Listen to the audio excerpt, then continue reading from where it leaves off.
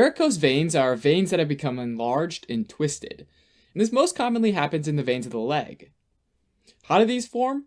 Well, the arterial circulation, going away from the heart, is a high-pressure system, meaning the movement of blood is dependent on high pressures that essentially push it through the arteries, on the order of 120 millimeters of mercury. The venous circulation, going back to the heart, on the other hand, is a low-pressure system with a central venous pressure around 5 millimeters of mercury. This means that the movement of blood has to rely heavily on what's called the skeletal muscle pump, which is just a way of saying that it relies on the contraction of surrounding skeletal muscles, which compresses the vein and propels blood through the vessels. But let's think about the veins in the legs when you're standing. Now, to get to the heart, the blood has to go up, right? Which is working against gravity. So if your calf muscles contract and squeeze the blood inside, some blood gets propelled downward, while some gets propelled upward. But then gravity pushes that upward moving blood back down, and it doesn't seem like much gets accomplished. And it wouldn't, but that's not the whole story. Most veins also have one-way valves. These valves only let blood move in one direction, toward the heart. So now as the skeletal muscles contract, it squeezes the veins, and this lower valve stays closed to prevent blood from going downward, while the upper valve lets blood through. But even though gravity wants to push it back down, that blood isn't allowed to fall back down through the upper valve, right? For some people, the downward gravitational pull on blood causes the walls of the leg veins to stretch apart over time, which tends to also pull apart those valves.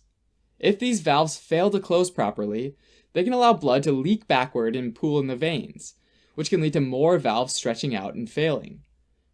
The veins have now become varicose veins, and from this additional blood, they start becoming tortuous, or twisted. This most commonly affects the superficial veins on the surface of the legs, since they see high pressures when standing, rather than the deep veins buried inside the muscles.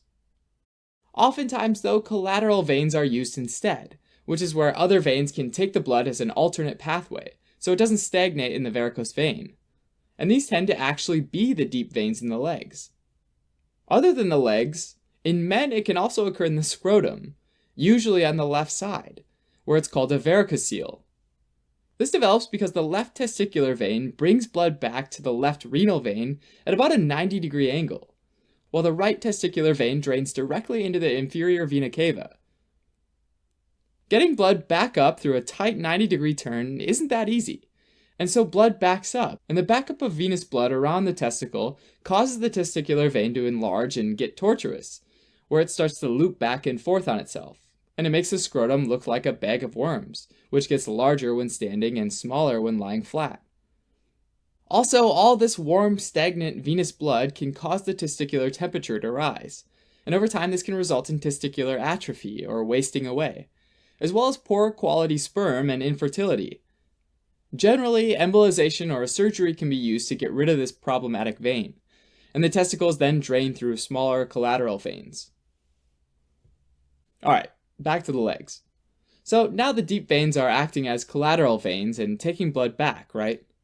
Over time, those deep veins, though, can be affected as well, resulting in even more pooling of blood in the gravity-dependent parts of the body.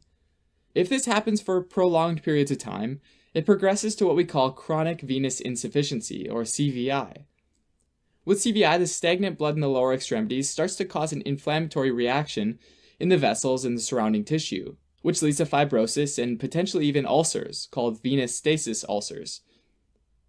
Other symptoms of CVI include hyperpigmentation, or darkening of the skin, as well as pruritus, or itchiness, and pain.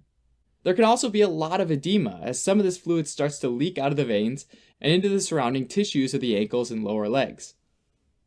Although there are probably a lot of factors that play into the development of varicose veins in the legs and resulting CVI, women tend to be more at risk than men. People that stand or cross their knees for long periods of time are also at risk, as well as those who are obese. Treatment options for varicose veins and CVI might involve manual compression to help increase blood flow, as well as compressive bandages and stockings, and frequent periods of elevating the legs above the heart. Besides these more conservative options, there are various surgical treatments that can help cure the disease, like for example a vein transplant, a vein repair, or a vein removal. Thanks for watching. You can help support us by donating on Patreon, or subscribing to our channel, or telling your friends about us on social media.